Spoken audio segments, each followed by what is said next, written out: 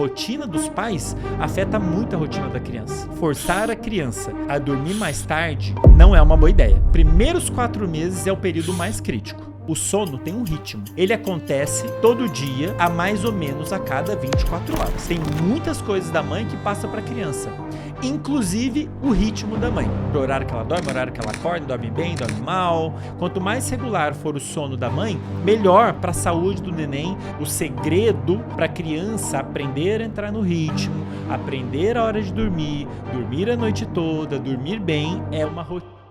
Olá pessoal, meu nome é Andrei Maier, eu sou professor doutor em neurociências e é com enorme prazer que lhes dou boas-vindas a mais um episódio do nosso querido podcast Culpa do Cérebro. E no episódio de hoje vamos conversar sobre um tema que as pessoas vêm me pedindo há muito tempo, talvez até anos, que é sono dos bebês e das mães e dos pais, dos cuidadores de um modo geral. Mais especificamente, o objetivo desse episódio é ajudar você aí, mamãe, papai, a lidar com os problemas de sono que acompanham naturalmente a maternidade e a paternidade, e eu vou trazer o foco especialmente no primeiro ano de vida do neném. Tá? Mas quero deixar claro que os princípios que eu vou trazer aqui sobre como o sono funciona, como ele deveria ser e o que a gente pode fazer para ajudar a criança a dormir bem, dormir na hora certa, dormir a noite toda, esses princípios valem para crianças com até 1 ano de idade, mas para crianças mais velhas também. Então, se você tem um filho mais velho, de 2, 3 anos, está tendo dificuldade para dormir, está afetando o seu sono também, saiba que o conteúdo desse episódio é para você também, apesar de eu trazer o foco, usar aqui como exemplo o contexto da criança com menos de 1 ano de idade, porque é uma fase no qual realmente os problemas de sono são quase que inevitáveis, pelo menos nos primeiros meses de vida. Eu quero ajudar vocês aí, mãe, pai, cuidadores, tio, seja lá quem for que estiver aí na frente de batalha, a saber lidar com isso, a entender o que está acontecendo, entender aonde a gente quer chegar e como chegar lá, de modo que no final das contas o seu filho esteja dormindo bem, de uma forma regular, a noite toda, saudável, e você, consequentemente, esteja dormindo bem também, beleza?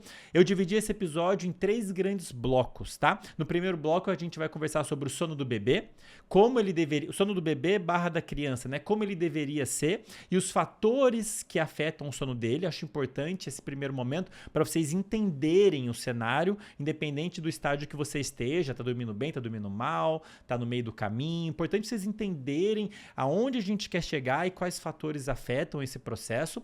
Num segundo bloco nós vamos falar, talvez seja o santo graal aqui do episódio, daquilo que a gente chama de treinamento de sono, que são ferramentas, estratégias que a gente pode / deve adotar para ajudar a criança a aprender a dormir. É um processo, existe um processo de aprendizado por trás, como eu vou ressaltar ao longo do episódio todo, onde a criança aprende a entrar no ritmo, aprende a dormir na hora certa, aprende a dormir a noite toda. É um processo de aprendizado que pode acontecer, nós somos programados para ele acontecer naturalmente, mas se a gente tiver ciência dos fatores que estão influenciando, a gente pode ajudar a criança a passar por esse processo e, consequentemente, fazer o processo ser muito mais saudável, mais rápido e interessante para a família como um todo, né? Nesse bloco a gente vai falar sobre rotina, sobre amamentação, sobre aquela história de dormir junto ou não, na mesma cama, no mesmo quarto, em quartos separados, como lidar com choro, tá? Vamos falar desses 3 grandes subtópicos. E no terceiro grande bloco, claro, eu vou falar sobre o sono das mães / pais / cuidadores, que inevitavelmente vai sofrer alguns prejuízos, especialmente nos primeiros meses. Quero falar disso com vocês, o que acontece, o que não acontece, quais são as consequências, o que a gente pode fazer para amenizar esses problemas, para ajudar também a mãe, o pai, os cuidadores a dormir melhor, porque no final das contas é a família toda que está passando por esse processo em conjunto, né? Como sempre, pessoal, os momentos no qual eu abordo os diferentes tópicos, a gente vai passar por vários tópicos aqui, como eu comentei, a gente coloca na descrição do vídeo. Então, se você quiser ver algum tópico específico, quero ver mais parte de amamentação, a parte de rotina, o sono em si, como é que meu filho deveria estar dormindo, você pode olhar na descrição, tem um momento que a gente fala de cada tópico, mas como sempre, eu recomendo fortemente que você tente assistir o episódio inteiro, porque eu planejo o episódio para seguir um raciocínio específico, uma ordem específica, de modo que a sua compreensão dessa discussão vai ser maior, melhor, se você acompanhar o episódio como um todo, beleza? Se o episódio é muito longo, eu recomendo que você assista ele em partes, assiste um pedaço, depois assiste ou ouça, né? Dependendo de qual plataforma você está usando, em diferentes blocos, mas tenta assistir ele como um todo, um contínuo, porque eu acredito que o seu entendimento do assunto vai ser melhor assim, tá? Para aqueles que querem acompanhar apenas trechos mais importantes, está com tempo corrido e não quer assistir ou ouvir o episódio como um todo, eu recomendo também o canal de cortes, o canal oficial de cortes do podcast. Vocês podem se inscrever lá na página principal do meu canal e lá a gente posta os melhores momentos de cada episódio. Então, se você quiser tá aí em contato também até para relembrar conteúdos de episódios anteriores, recomendo que você se inscreva nesse canal. E para aqueles, especialmente profissionais, que querem mergulhar mais a fundo para entender sobre sono, para eventualmente ajudar outras pessoas a dormir melhor, ajudar outras pessoas a lidar com problemas de sono que acompanham maternidade e paternidade, né? Vocês profissionais que querem ter esse conhecimento mais profundo, eu recomendo que vocês conheçam a pós-graduação em neurociência do comportamento que eu fundei no ano passado. Tá muito maneiro, já tem centenas de alunos. Provavelmente a próxima turma vai abrir em novembro. E nessa pós-graduação, vocês podem entrar lá no site, eu vou deixar um link aqui na descrição para conhecer os módulos. Um dos módulos é só sobre sono. Eu falo tudo sobre sono, os detalhes, o que acontece, o que não acontece, o que precisa ser feito para ajudar uma pessoa a dormir melhor, o que pode ser feito para avaliar a qualidade do sono das pessoas, todos os conhecimentos que eu acredito que todo profissional, especialmente profissional da saúde, precisa ter para ajudar os seus pacientes, seus clientes e tudo mais. Então, recomendo que vocês conheçam a pós-graduação. De novo, o link está aí na descrição, beleza? Agora, pessoal, sem mais delongas, vamos começar a falar da primeira parte do conteúdo que eu quero conversar com vocês sobre como deveria ser o sono do bebê e quais fatores afetam isso. Né? O que vocês deveriam esperar do sono do seu filho, como é que ele deveria estar e o que pode estar influenciando, fazendo ele dormir na hora errada, dormir mal, fazendo ele acordar ou não acordar. Então é importante vocês terem esse entendimento. E eu queria começar bem do início, para quem está me acompanhando aqui mais tempo, algumas coisas que eu vou falar, eu acho que vocês já ouviram, mas de qualquer forma, para garantir que está todo mundo acompanhando, eu vou falar de novo. Prefiro errar para mais, pessoal. Entendam que o sono tem um ritmo. Talvez você já tenha percebido isso, talvez não, mas para pensar neste fato. O sono tem um ritmo. Ele acontece todo dia, a mais ou menos a cada 24 horas. Esse é o período, né? A distância entre um sono e outro. É mais ou menos a cada 24 horas você sente sono e vai dormir. Pode ser que o horário varie um pouco, na vida de muitas pessoas varia, né? Às vezes vai dormir 10 da noite, às vezes vai dormir 11, às vezes vai dormir meia-noite. Mas enfim, mais ou menos a cada 24 horas você sente sono e vai dormir.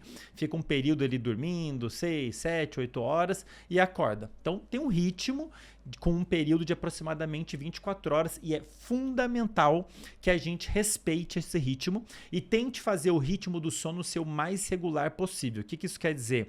O sono acontecendo mais ou menos no mesmo horário, mais ou menos com a mesma duração. Quanto mais regular, melhor, em termos de qualidade do sono, em termos de restauração, todas as funções do sono vão ser melhores executadas se ele for regular, se ele seguir um ritmo regular. Agora, quem está controlando... Isso vale para todo mundo, pessoal. Inclusive para o seu filhinho de 5 meses, de 1 ano, de 2 anos, especialmente para crianças.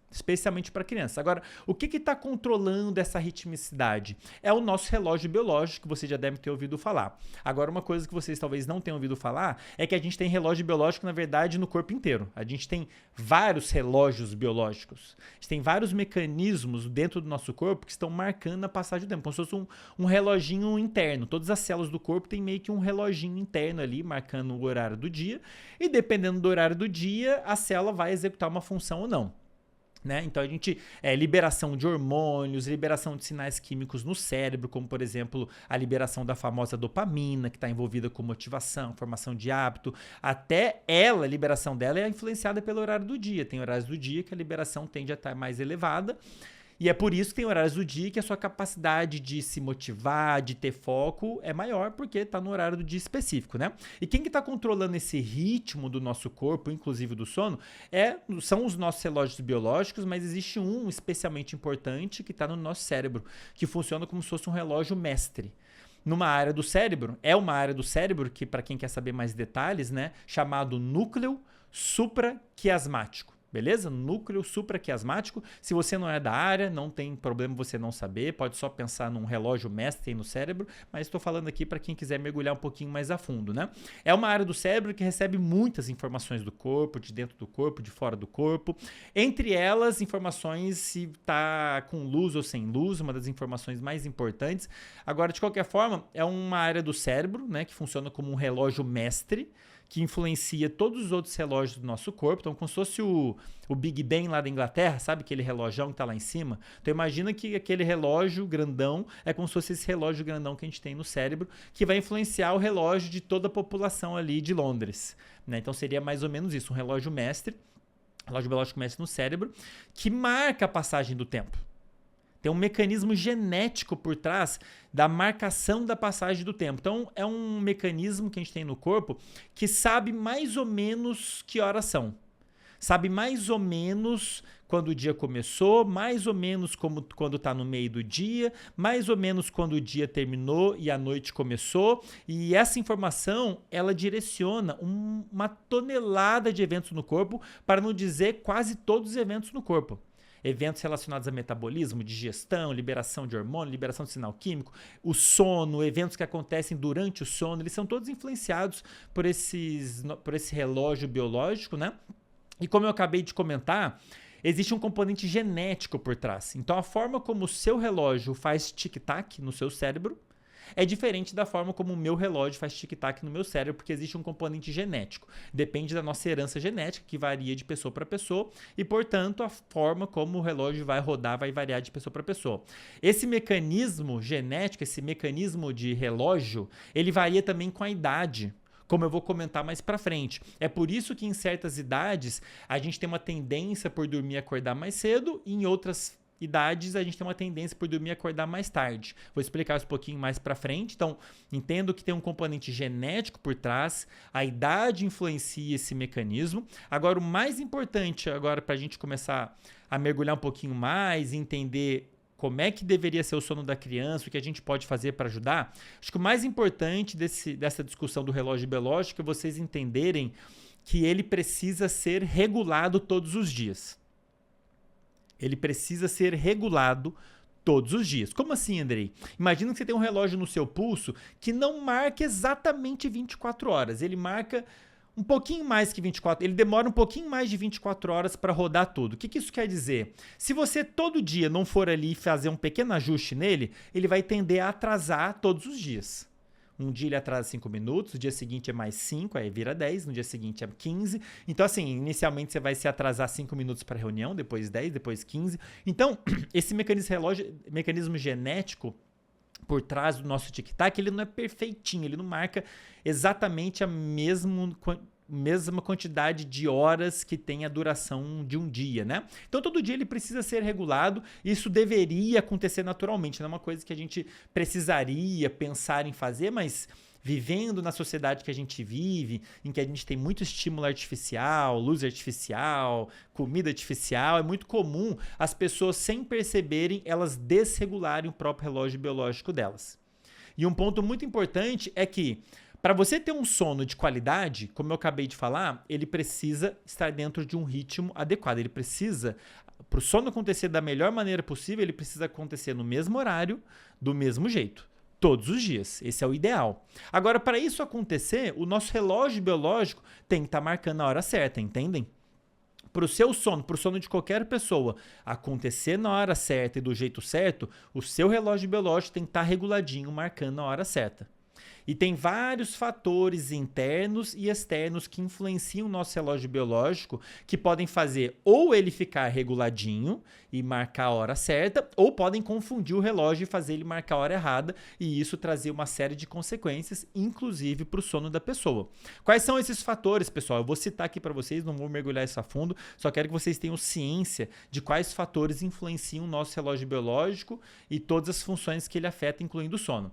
Hormônios, como por exemplo a melatonina. Melatonina, como a gente vai falar mais para frente, é um sinal químico que é produzido pelo nosso próprio corpo quando está de noite.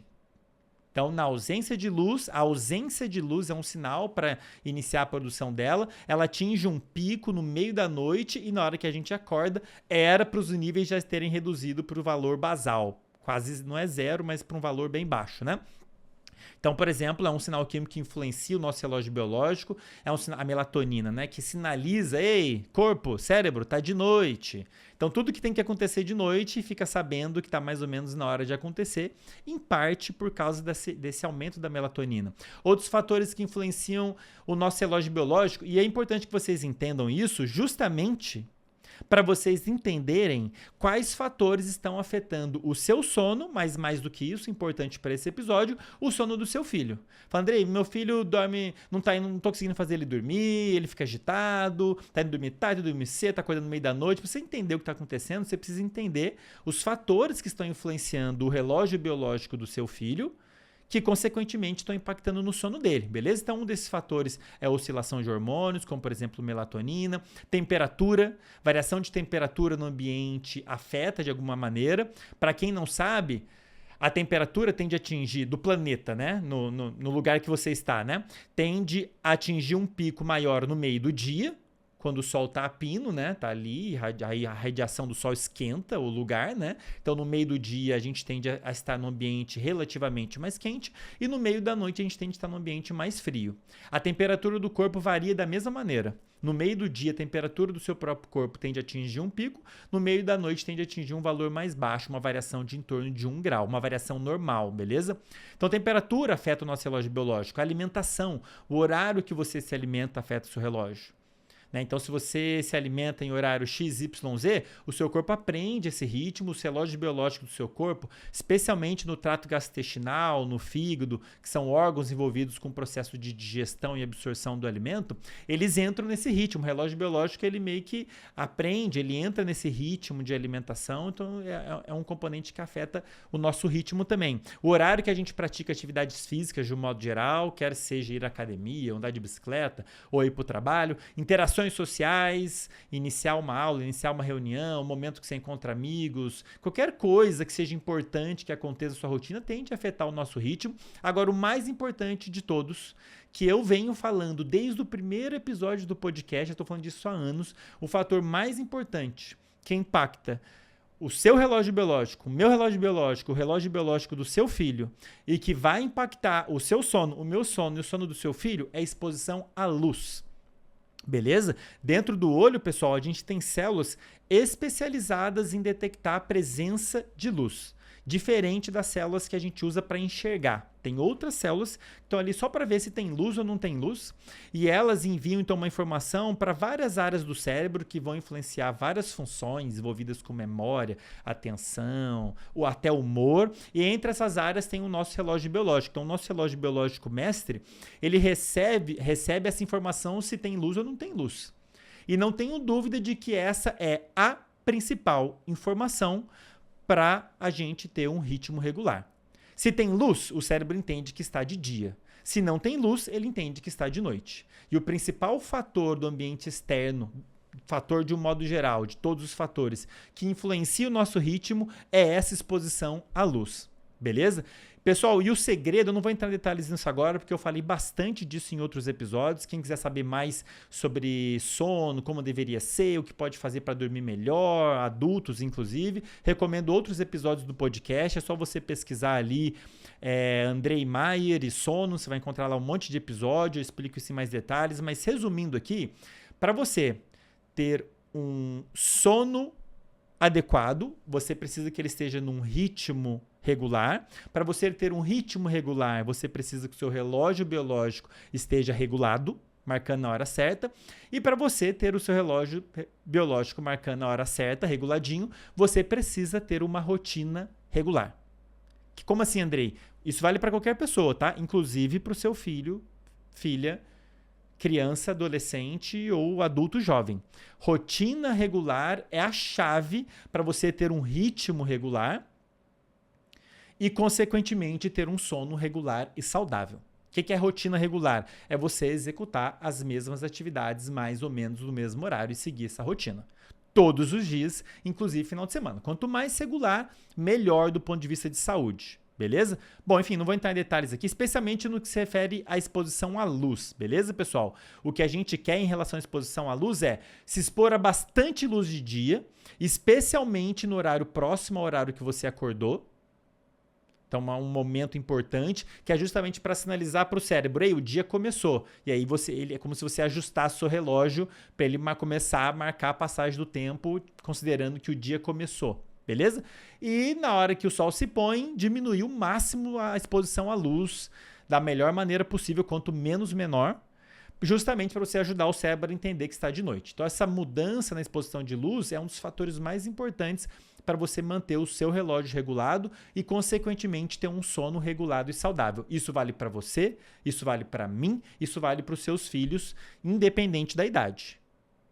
5 meses, 1 ano, 2 anos, 5 anos, legal? Entenderam isso, pessoal? Acho que com isso é importante que vocês entendam, justamente para vocês entenderem o que a gente pode fazer para ajudar o neném a dormir do jeito certo, na hora certa, dormir a noite toda e aquela história toda, tá? Ponto número 1, pessoal, talvez esse seja um dos pontos mais importantes que eu quero conversar aqui com vocês. O bebê, na hora que ele nasce, ele não sabe o ritmo do planeta. Não tinha como ele saber, ele estava dentro da barriga da mãe. Ele precisa aprender a entrar no ritmo para conseguir dormir na hora certa, do jeito certo, dormir a noite toda. Então existe um processo de aprendizado. Esse núcleo supraquiasmático, nosso relógio biológico, quando a gente nasce, ele está imaturo. O relógio biológico do neném, quando ele nasce, ele não está maduro ainda. Ele não sabe o ritmo ainda. Ele precisa aprender a entrar no ritmo do planeta, de ciclando a cada 24 horas.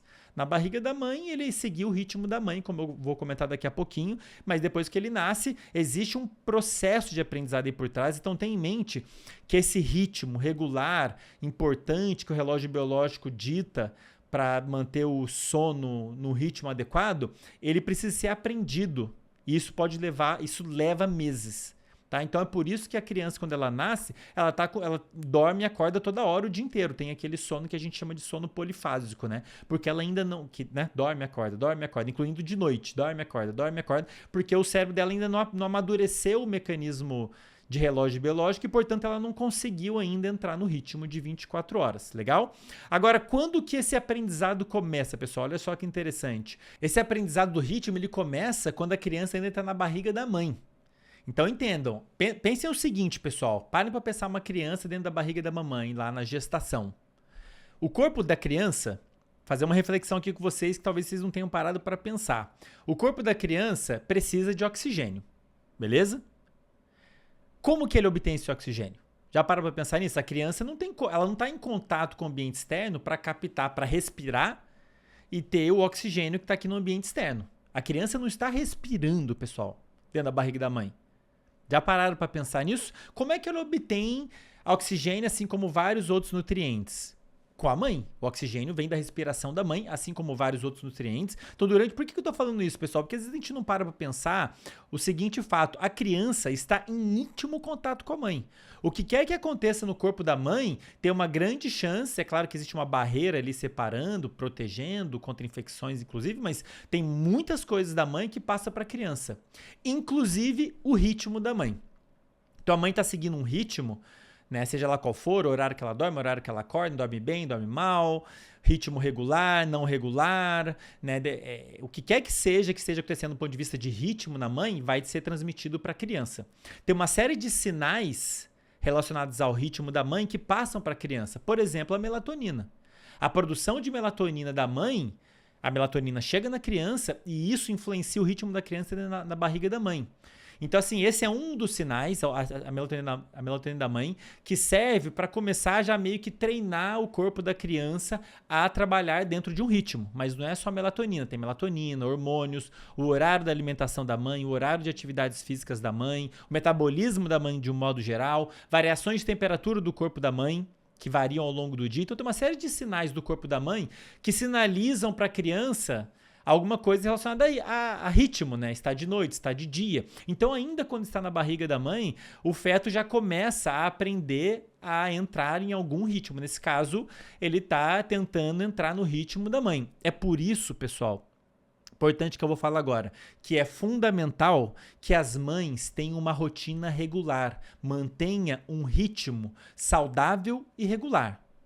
Vai dormir na hora certa, dorme bem por pelo menos 7 horas, acorda mais ou menos no mesmo horário. Esse seria o ideal, tá, pessoal? Eu sei que na sociedade que a gente vive hoje não dá, não estou dizendo que a culpa é sua se você não está conseguindo seguir esse ritmo, mas eu sou obrigado a trazer para vocês aqui o que seria o ideal do ponto de vista de saúde, né? O ideal é que todo mundo consiga seguir um ritmo regular e saudável. Vai dormir mais ou menos no mesmo horário, dorme por pelo menos 7 horas, acorda sem despertador, naturalmente, mais ou menos no mesmo horário, se alimenta bem, mais ou menos no mesmo horário, pratica atividade física, mais ou menos no mesmo horário. Repara que eu estou repetindo no mesmo horário, né? Porque isso é importante. Como eu disse para vocês, manter a rotina regular das atividades de um modo geral é importante, especialmente nesse contexto aqui em relação à exposição à luz.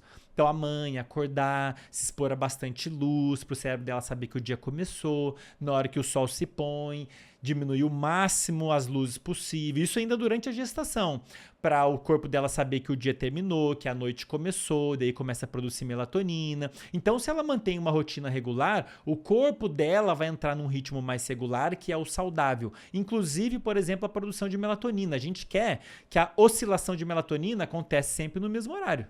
Começa a aumentar, atinge um pico no mesmo horário, cai, e isso tudo está sendo transmitido para o neném. Quanto mais regular for o sono da mãe, melhor para a saúde do neném, melhor para o ritmo do neném, melhor para o aprendizado de ritmo do neném, né? Isso explica alguns dados importantes que talvez vocês, mamães e papais, tenham ouvido falar. Se não ouviram, eu vou falar aqui porque é importante que vocês saibam. Tem vários estudos mostrando que trabalhadores de turno, mães que são trabalhadores de turno, ou seja, num dia dorme no horário, no outro dia dorme em outro horário, porque é plantonista, é médico plantonista, é vigia noturno, qualquer trabalho que exija que a pessoa fique mudando o horário de sono dela, é muito ruim para a saúde da pessoa, e no caso das mães grávidas, é ruim para a saúde dela e da criança dela. E tem vários estudos, por exemplo, mostrando que mamães grávidas que são trabalhadoras do turno têm um maior risco de ter parto prematuro, da criança nascer com um peso baixo do normal e de ter aborto espontâneo. Isso justamente porque a mãe, por causa do trabalho, não está conseguindo seguir um ritmo regular. E isso é muito ruim para o corpo dela e da criança. De novo, a gente quer que as coisas aconteçam mais ou menos no mesmo horário. Isso é importante para o corpo funcionar como um todo, para o cérebro funcionar adequadamente e para o cérebro da criança aprender a entrar nesse ritmo, beleza? Então tenha em mente aí a importância desse trabalho de consolidar uma rotina saudável, começar antes da criança chegar, né? Importante que antes da criança chegar, tem outros motivos para ter a rotina regular antes da criança chegar, que eu vou comentar daqui a pouquinho, mas um deles é justamente para a formação da criança ser adequada, para ela já começar a entrar no ritmo adequadamente, né? Aprender a entrar no ritmo ainda na barriga da mãe, beleza? Agora, naturalmente, depois que a criança nasce, o processo de aprendizado continua. Né? Então, dentro da barriga da mãe, a criança, quais sinais ela tem informando sobre o horário do dia? Tem os sinais do corpo da mãe, variação de temperatura. Né? Então, quando está no meio do dia, a tendência é a temperatura do corpo da mãe ser maior do que no meio da noite. Essa é uma informação que está sendo detectada pelo corpo do neném lá na barriga e serve como um sinal para o corpo do neném entender se está no meio do dia ou no meio da noite. Então, ele está meio que já entrando em algum ritmo, né? Se o ritmo da mãe estiver regulado, né? Agora, depois que agora, dentro da barriga da mãe, ele não tem como saber se está de dia ou de noite mesmo, né? Ele não está sendo exposto à iluminação. Os olhos deles não estão detectando a presença, a ausência de luz, que, como eu falei para vocês, é um dos sinais mais importantes para ditar o ritmo do nosso corpo, para fazer o nosso relógio biológico ficar reguladinho, beleza? Ele não tem essa informação. Então, esse aprendizado em especial, ele começa depois que a criança nasceu naturalmente, né? A criança nasceu, ela começa a poder ser exposta à luz. Né? Então tem vários sinais. Agora, a oscilação de temperatura é a oscilação de temperatura do ambiente, não é da mãe. Né? A melatonina vai ser produzida pela criança, né? Não vai ter mais a melatonina da mãe, a não ser a melatonina que está no leite materno. Vou comentar disso daqui a pouquinho, né? A importância da gente tomar alguns certos cuidados com a amamentação, porque no leite materno pode ter melatonina, dependendo do horário em que, né, o leite materno está sendo sugado, enfim, eu vou falar disso daqui a pouquinho. Mas fato é que a criança continua esse aprendizado de como entrar. Agora, depois que ela nasceu, essencialmente o que vai acontecer, o que deve acontecer é a criança aprender a entrar no ritmo do planeta, né? Dentro da barriga da mãe, ela estava tentando entrar no ritmo do corpo da mãe, quer seja regulado ou não. Depois que nasceu, exige um momento, um período no que vai levar para o relógio biológico dela amadurecer e aprender a ler o ritmo do planeta e seguir o ritmo do planeta. E isso é chave, pessoal. Esse aprendizado específico de como entrar no ritmo do planeta é chave para a criança começar a dormir na hora certa e dormir a noite toda. Beleza? Dormir na hora certa e dormir a noite toda. Para isso acontecer, o cérebro dela tem que aprender a entrar no ritmo do planeta. Dia, noite, dia, noite, dia, noite. Legal? Não tenham dúvida de que o sono da criança é fundamental. Vocês estão ouvindo esse episódio, eu não tenho dúvida de que você já sabe disso, talvez principalmente por isso que você está ouvindo esse episódio, está assistindo esse episódio. Não tenho dúvida de que o sono da criança é fundamental para o desenvolvimento dela. O cérebro ele vai se modificando muito, especialmente na infância. Na infância é quando o cérebro é mais plástico, é mais fácil de se modificar, porque a criança está absorvendo como o planeta funciona. Então ele é muito maleável, é como se fosse uma argila muito molinha que pode ser facilmente modificada, e isso é importante para ela aprender sobre o mundo. E o sono é fundamental para qualquer processo de aprendizado. Né? Então é importante que a gente tome esse cuidado com o sono da criança. A gente quer que ela durma bem, porque problemas de sono na infância, tem estudos mostrando isso, problemas de sono na infância estão relacionados com problemas futuros, com dificuldades do ponto de vista emocional, cognitivo e comportamental em fases mais avançadas da própria infância, na adolescência, às vezes até na vida adulta. Então problemas com ansiedade, depressão, impulsividade, desatenção, tudo pode surgir pelo menos parcialmente de problemas de sono em fases anteriores, porque o sono é importante para o amadurecimento do cérebro. Se o sono não está legal, o cérebro não vai se desenvolver adequadamente e isso pode custar caro, né? Agora sim, pessoal, o que a gente espera observar em uma criança? Vamos pensar aqui um cenário saudável, normal, em que é possível, os pais têm possibilidade de seguir a rotina, a melhor rotina possível, saudável. Eu sei que não é a realidade de muitos, né? Vou falar disso daqui a pouquinho, mas vamos supor aqui um cenário ideal, digamos assim, o que a gente pode esperar, observar do padrão de sono de uma criança que acabou de nascer ali até o primeiro ano de vida. Nos primeiros 4 meses é o período mais crítico. A criança nasceu, o cérebro dela não tem um ritmo em relação ao planeta, né? Como eu acabei de explicar. Então, é de se esperar que ele tenha um padrão de sono que a gente chama de sono polifásico.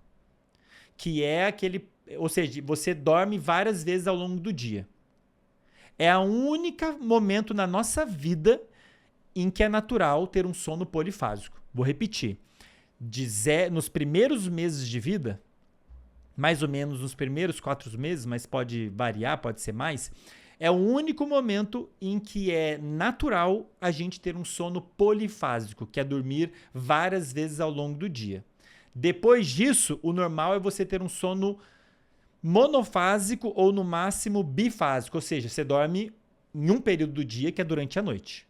E talvez uma soneca de tarde. Esse que é o padrão normal. O que quer que digam por aí diferente disso está errado, é mito. Quem falou pode saber que não sabe o básico de sono, beleza? Agora, então, é normal a criança nos primeiros meses ter um sono polifásico, com blocos, né? Ela dorme um bloco de aproximadamente 1, 2 horas e, naturalmente, ela vai acordar de noite, né? O cérebro dela ainda não aprendeu o ritmo do planeta, dorme, acorda, e isso continua ao longo do dia todo, incluindo durante o período da noite, e é uma fase que, inevitavelmente, os pais, os cuidadores vão sofrer, mãe, pai, cuidadores vão sofrer, porque vão ter que acordar para lá, dar atenção, dar mamar e tudo mais, daqui a pouquinho a gente vai falar disso. E no total, pessoal, nos primeiros meses, o neném dorme, se for somar, né, todas as várias sonetas ao longo do dia, dorme em torno de 16 a 18 horas. Variando aí aproximadamente de 11 a 19, mas a faixa mais comum é de 16 a 18 horas no total. Ou seja, a criança passa muito mais tempo dormindo do que acordada, para vocês verem a importância que é o sono para o desenvolvimento dela.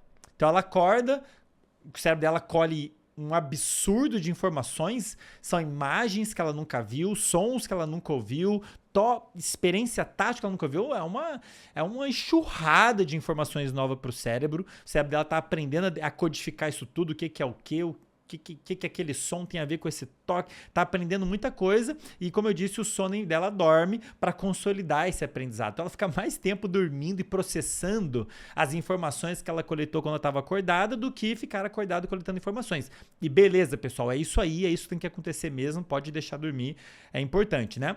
Se o negócio seguir bonitinho, né, o que a gente esperaria acontecer? E vamos falar com cuidado aqui, porque eu não quero causar frustração em ninguém. Em aproximadamente 4 a 6 meses, ou seja, aproximadamente quando a criança estiver aí de 4 a 6 meses, mas isso pode variar bastante de acordo com vários fatores, que eu vou comentar logo mais, mas vocês já devem imaginar. Em aproximadamente 4 a 6 meses acontece aquilo que a gente chama de consolidação do sono, que é quando, a partir do momento no qual o cérebro da criança já aprendeu o ritmo, o relógio biológico dela amadureceu, aprendeu o ritmo do planeta, dia, noite, e conseguiu entrar nesse ritmo, de modo que a criança começa a dormir a noite toda, entre aspas. Coloquei entre aspas porque a noite toda pode ser algo em torno de 6 a 8 horas, acaba não sendo a noite toda mesmo, mas assim, um período maior, né, durante a noite. Então ela tira sonecas ao longo do dia, mas de noite ela dorme por um período bem maior, de em torno de 6 a 8 horas. Mais ou menos aí a gente diz, bom, o relógio biológico dela amadureceu, ele aprendeu o ritmo e o sono noturno dela, mais especificamente, está consolidado. A gente chama isso de consolidação do sono, que é a partir mais ou menos desse momento que as crianças começam a dormir a noite toda. Ou, de novo, né? Dormir a noite toda seria um período maior, né? O ritmo dela, o relógio biológico dela amadureceu. Agora, de novo, pessoal, Andrei, mas meu filho tem 1 ano, não tá dormindo. Fiquem calmos, tudo bem, isso acontece. Realmente pode variar bastante de acordo com vários fatores, podem afetar esse processo de aprendizado para consolidar o sono noturno. Daqui a pouquinho eu vou falar o que a gente pode fazer para facilitar esse processo, para ajudar aí quem ainda não conseguiu chegar nesse estágio, beleza? Mas o normal, vamos dizer assim, na maioria dos casos, é isso levar em torno de 4 a 6 meses. Segundo a literatura científica, avaliando, né, um número grande de crianças, né, em vários lugares, beleza? De qualquer forma, esse é um período que pode variar bastante, de acordo com vários fatores, em especial a rotina do bebê e dos pais. Como eu disse para vocês, rotina é um componente chave para fazer com que o indivíduo aprenda, no caso da criança, aprenda a entrar num ritmo específico e entre num ritmo específico que envolve dormir por um período maior durante o período da noite, né? Então, de acordo com a rotina da criança, dos pais, se é mais ou menos regular, o que acontece ali antes de dormir, a hora que acorda. Então, dependendo das várias atividades que são executadas ao longo do dia, o horário da alimentação, da amamentação, a forma como a criança está sendo exposta à luz, dependendo disso tudo, isso pode tanto facilitar o processo de consolidação do sono, como atrapalhar e isso acabar levando mais tempo, né? O estilo parental também pode afetar, no mínimo, em algum grau, pessoal. A criança, tenham em mente, pais e mães e cuidadores, que a criança é muito afetada pelos pais. Então, se você está executando uma atividade aí, seja lá qual for, mesmo que não envolva seu filho, o simples fato do seu filho estar próximo já pode afetá-lo. Então, eu estou vendo televisão, meu filho está ali no quarto, mas o filho está ouvindo você ver televisão, está ouvindo você bem ativo. Esse tipo de influência pode acontecer, então a gente tem que tomar muito cuidado com o seguinte fato: o ritmo, a rotina dos pais afeta muito a rotina da criança. mesmo que não pareça em alguns momentos, tá? O estilo parental afeta, então, como os pais são permissivos de deixar a criança fazer o que ela quiser, ou se eles são um pouco mais rígidos, tolerância ao choro, o estado de humor dos pais, o quão estressante está sendo o ambiente, quão estressado estão os pais, a saúde mental dos pais, são todos fatores que podem afetar em algum grau esse processo de aprendizado, esse processo de consolidação do sono. É por isso que esse período pode variar bastante, mas de um modo geral, pensando assim, no que seria o saudável, algo que pode vir a acontecer, se for possível a gente colocar. Isso varia também de indivíduo para indivíduo. É claro que tem crianças que podem, por exemplo, ter mais dificuldade para dormir porque elas têm um problema respiratório. Como eu comentei em outros episódios, né? Questões respiratórias são um fator que muito comumente atrapalha o sono. Né? Se você tiver algum problema de respirar no meio da noite, você desperta. Às vezes a pessoa fica acordando por causa disso e nem sabe. Então, se a criança, por algum motivo, tem alguma questão respiratória, isso pode dificultar o processo de estabelecimento do sono. Então, pode variar de acordo com vários fatores, é claro, né? Mas, de um modo geral, a gente pode esperar, isso pode acontecer em torno de 4 a 6 meses. E aí, depois que essa consolidação acontece, digamos ali depois de 6 meses, de 6 meses a 1 ano, né, sei lá, consolidou aos 9 meses, 10 meses, enfim, mas depois da consolidação, o que a gente espera observar? Falando aqui da criança de até 1 ano, né?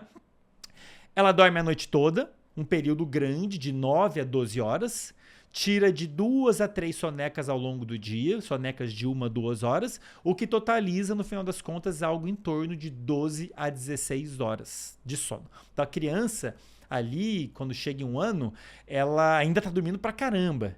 Só que assim, já é possível, não tô dizendo que deveria realmente ter acontecido com você, mas já é possível que lá, depois de 6 meses, acima de 6 meses, a criança já esteja dormindo a noite toda e tirando a sonex. Então, se você seu filho ainda não chegou, saiba que se a gente fizer tudo direitinho, bonitinho, controlar a rotina, é possível que a gente consiga isso. Caso você já tenha o filho e não conseguiu, tudo bem, faz parte, varia mesmo de pessoa para pessoa, tem vários fatores que estão fora do nosso controle, que podem dificultar, por exemplo, Andrei, o trabalho exige que eu chegue tarde em casa e só eu posso colocar meu filho na cama. Enfim, tem uma série de fatores que estão fora do nosso controle que podem dificultar o processo. Então, por favor, não entendam que a culpa é sua caso o seu filho não esteja dormindo da forma como seria o mais adequado, tudo bem? A gente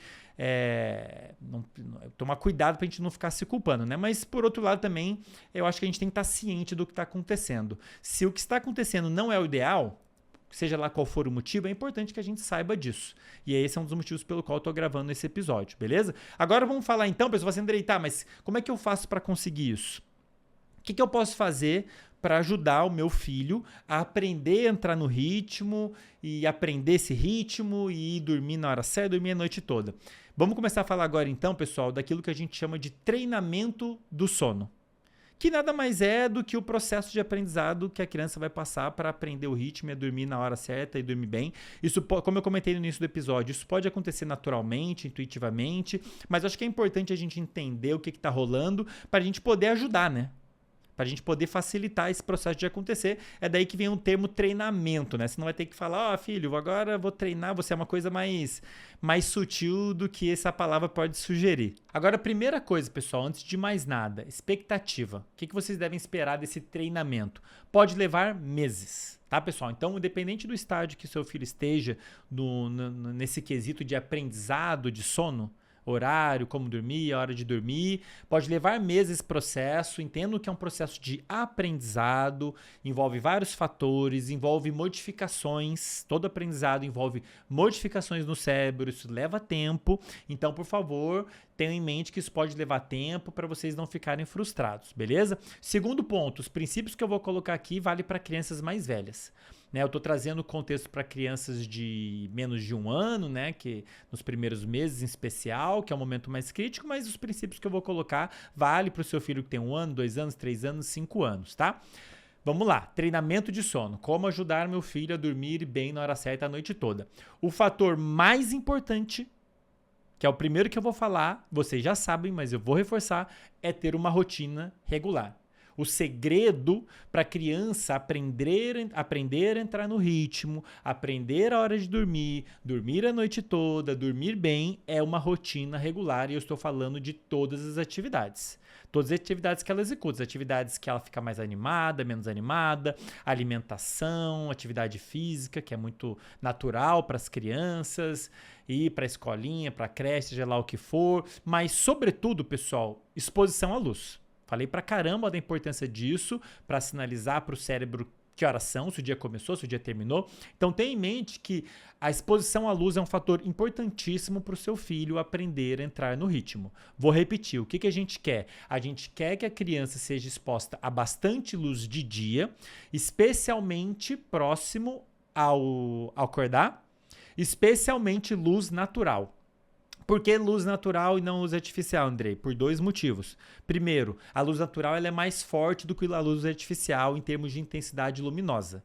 Enquanto essa luz que a gente tem dentro de casa, ela emite algo em torno de 200 a 300 lux, que é a unidade que uma das unidades que a gente usa para medir a intensidade de luz. Do lado de fora, no ambiente externo, a gente mede tranquilamente mais de 1000 lux.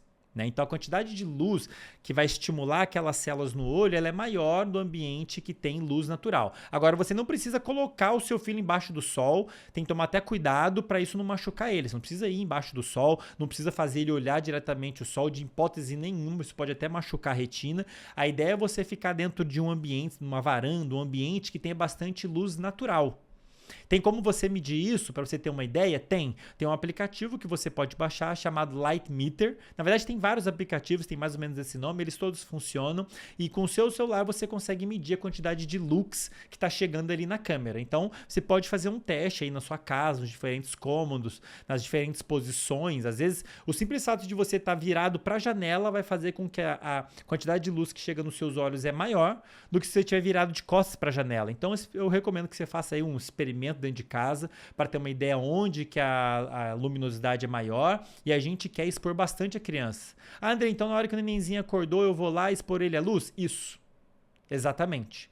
Então assim, quanto mais melhor, não tem um valor exato para falar para vocês, a gente não tem cientificamente ainda a resposta para uma pergunta que sempre me fazem, mas quanto tempo? Aonde? A gente não tem isso, a gente não tem como saber, mas assim, quanto mais melhor.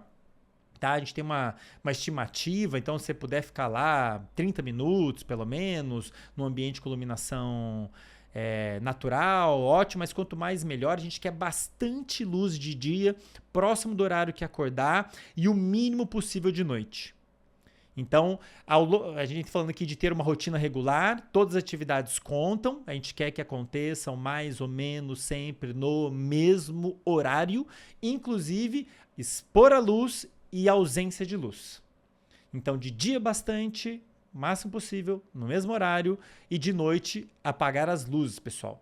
Apaga as luzes, especialmente essas luzes de teto, luz branca, azul, são as piores que estão no teto. Essas confundem muito o nosso relógio biológico e vai confundir pra caramba o relógio biológico do seu filho, independente da idade dele, mas especialmente nos primeiros meses, onde ele está aprendendo ainda a entender o ritmo. Imagina, o cérebro dele, ele não sabe ler ainda o ritmo claro e escuro. Se você deixa um monte de luz artificial, você vai confundir pra caramba o relógio biológico do seu filho.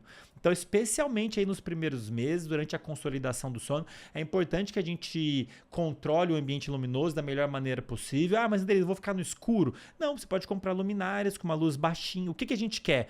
Uma iluminação como se fosse luz de vela? Não precisa ser vela, né, gente? Mas uma luminária com luz direta, laranjinha, aquele clima bem romântico assim. Isso é importante para todo mundo, para todas as idades. Na minha casa isso acontece. Depois que o sol se põe, a casa, do ponto de vista luminoso, muda completamente, fica um negócio mais calmo.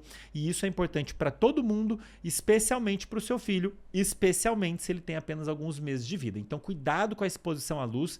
Evite ao máximo luz artificial. Inclusive, quando você, mamãe, estiver dando de mamar, evite ficar no celular, com a tela ligada, o computador perto, televisão, qualquer uma dessas fontes de luz artificial, tome bastante cuidado, tá? Que a gente quer permitir, a gente quer deixar o contraste entre luz e ausência de luz o mais claro possível. Tá de dia, tem luz, tá de noite, não tem luz. A gente quer essa informação chegue no cérebro do neném para ele aprender a entrar no ritmo. E vou repetir uma coisa importante. A criança, de todas as idades, o ritmo dela é muito influenciado pelo ritmo dos cuidadores. Então, mesmo que a criança não esteja fazendo alguma atividade com você, o simples fato de você estar, digamos, agitado, vendo televisão de noite, isso pode ser, de certa maneira, transmitido para o seu filho, que está ouvindo, está vendo, está ficando agitado com você. A criança ela é projetada para prestar atenção nos cuidadores. Está prestando atenção no que você está fazendo, no que você está falando, no que você não está fazendo. Se você, quem já teve filho, sabe que quando a gente está agitado, está estressado com o trabalho, isso meio que agita a criança também. Ela está sentindo de alguma maneira a sua agitação. Não é mágica. Ela está detectando os seus sons mesmo, ela está te vendo, está percebendo de várias maneiras que você está agitado. Então tenha em mente que o seu ritmo, seja lá qual for, o horário que você se alimenta, faz exercício, o horário que você vê televisão, isso pode estar afetando o ritmo do seu filho, tá? Eu sei que é um desafio, pessoal, porque a gente vive uma sociedade hoje que imprime um ritmo específico das pessoas e muitas vezes não é um ritmo saudável. Então a pessoa chega tarde demais em casa. Andrei, como é que eu vou apagar as luzes se eu nem tô em casa, tenho que chegar tarde em casa? Eu entendo perfeitamente, pessoal. Eu entendo, a culpa não é sua, beleza? Mas eu acho que, sobretudo, como eu disse mais cedo, se a situação não é o ideal, pelo menos esteja ciente do que ela não é o ideal. Pelo menos você vai estar, bom, isso aqui não é o ideal, vou ver aqui maneiras, se existir alguma, de talvez fazer ser o ideal. Agora eu sei o que é o ideal, então eu posso buscar isso nos próximos meses, talvez antes da criança chegar, você já pensa nisso tudo, já pensa na dinâmica da família, se for possível, e as mudanças que puderem ser feitas, você faz, tá? Em relação à rotina noturna, pessoal, aliás, antes disso, quando eu digo rotina regular, pessoal, porque quando a gente fala de sono, a gente vê muitas pessoas falando de rotina de noite, o que fazer de noite ou não fazer de noite. É importante? É. Mas quando eu falo de ter uma rotina regular, eu estou falando de ter uma rotina ao longo do dia inteiro. Do horário que você acordou até o horário que você vai dormir. O seu sono, o seu sono, o sono da sua filha é muito afetado pelo que vocês fazem de noite. De fato é. Mas é também afetado pelo que você faz ou deixa de fazer logo depois que você acordou. Como, por exemplo, a questão aqui de exposição à luz. Como eu comentei, é importante se expor a bastante luz de dia. Se você não se expor a bastante luz de dia, você dificulta o relógio biológico de saber que horas são. Isso tem consequências para o sono no final das contas. Então, rotina regular vale para o dia inteiro. Mas, de fato, a rotina noturna é importante também por ser um período que está próximo do horário de dormir, é um período no qual a gente essencialmente não quer nada que seja estimulante, incluindo luz. Depois que o sol se põe, o que a gente quer, pessoal? Vamos pensar que você vai construir a rotina ideal para o seu filho aprender a dormir na hora certa e dormir a noite toda. A gente tem em mente que a gente não quer agitar a criança. A gente não quer nada que seja estimulante, especialmente nas horas logo antes de dormir, né? Então a gente quer apagar as luzes, deixar escurinho, um ambiente bem romântico, apagar o máximo possível, um ambiente silencioso, sem barulho de televisão, sem barulho disso, se for possível. Banho pode ser interessante se isso for relaxante para o filho, tem que tomar cuidado, porque para algumas crianças, varia muito, tá, pessoal? Não tem receitinha de bolo. Para algumas crianças o sono agita ela fica animada, ela gosta, então se for o caso do seu filho, o banho ser algo estimulante, tenta colocar em ele horários mais distantes do horário de dormir, o mais distante possível, porque aquilo vai agitar ele. Roupas adequadas, pessoal. André, o que é roupa adequada? É uma roupa que mantém a temperatura dele adequada, sem querer soar muito genérico aqui. Por que eu tô falando isso? A gente não quer que a criança passe frio, óbvio, mas também a gente não quer que a criança passe calor, então tem que tomar cuidado. Um dos motivos, um dos fatores que pode fazer a criança acordar no meio da noite é ela ficar com um corpo muito quente. Na verdade, isso vale para qualquer pessoa, para adultos inclusive. Se o quarto estiver muito quente, a roupa de cama for muito quente, a roupa de dormir for muito quente, se a temperatura elevar além do adequado de noite, você desperta. O que a gente quer de noite para facilitar a manutenção do sono é um ambiente mais fresco e roupas que permitam o corpo ficar com uma temperatura relativamente mais baixa. Né? Lembre que eu comentei que é normal a temperatura do corpo variar. No meio do dia está mais alta, no meio da noite está mais baixa. E a gente quer respeitar essa oscilação, beleza? Música, história, pode ser interessante, qualquer atividade que você veja que é algo que relaxe seu filho, tal e tudo mais. Isso é interessante colocar ali na rotina noturna. Agora, o mais importante disso, pessoal, de novo, vou repetir, é você ter uma rotina regular. Então, o que quer que seja a rotina noturna ideal para o seu filho, que vai variar de criança para criança, né? Tenha em mente que a gente quer seguir ela sempre do mesmo jeito. no mesmo horário. Agora tá na hora do banho, aí depois em o mamar, aí depois o banhinho, aí depois eu vou aqui ler uma historinha, e aí vou colocar ele na cama. Então, seja lá qual for a rotina aí que você vai colocar para a criança, tenha em mente que ela precisa ser regular, o ideal é que ela aconteça todos os dias, beleza? Andrei, beleza, então vou criar uma rotina aqui pro meu filho, tal, vou seguir ela, mas qual o horário de dormir? 6 horas, 7 horas, 8 horas, 9 horas, 10 horas? Existe um horário ideal para o meu filho dormir? Sim, existe um horário ideal para o seu filho dormir, apesar de que isso varia de criança para criança, beleza? Como eu comentei lá no início do episódio, um dos fatores, o nosso relógio biológico, ele dita o ritmo do nosso corpo, ele dita o ritmo do nosso sono, varia de pessoa para pessoa de acordo com a herança genética. Então, tem algumas crianças que vão tender a dormir um pouquinho mais cedo, outras vão tender a dormir um pouquinho mais tarde, de acordo com a herança genética dela. Mas esse ritmo também varia com a idade. O nosso ritmo biológico, que afeta o horário do sono, varia com a idade. E eu vou falar agora para vocês uma informação que é importante para o seu filho, que é criancinha, para o seu filho, que é adolescente, e para você, que é adulto, ou o seu filho, que é adulto. Quando nós somos mais novos, quando a gente é criança, crianças de um modo geral, elas tendem a ser naturalmente mais matutinas. É biológico isso. Isso vale para todo mundo. A gente tende a ser relativamente mais matutino em idades mais jovens. A gente tende a acordar e dormir relativamente mais cedo. Quando a gente atinge a adolescência, lá por volta de 12, 13 anos, que a gente chama de pré-adolescência, isso já começa a acontecer bastante, a gente tende a ficar mais vespertinos, acontece uma mudança, uma inversão. Por isso que adolescentes têm uma tendência natural, que você que é pai e mãe saiba disso, na hora que seu filho chegar na pré-adolescência, você vai reparar que ele vai começar a ter uma tendência irritante e problemático para muitas famílias, por vários motivos. Um deles é porque as aulas começam muito cedo, o que eu particularmente acho... Eu entendo as limitações, mas do ponto de vista biológico, pessoal, colocar uma aula para um adolescente começando 7 horas é assumir que você está atrapalhando o aprendizado e o sono dele, porque ele tem uma tendência natural biológica por dormir e acordar mais tarde. Um dia eu vou gravar um episódio para falar sobre adolescência, as mudanças, falar do sono dele. Aliás, coloquem aí nos comentários se vocês querem um episódio como esse, se é interessante para vocês.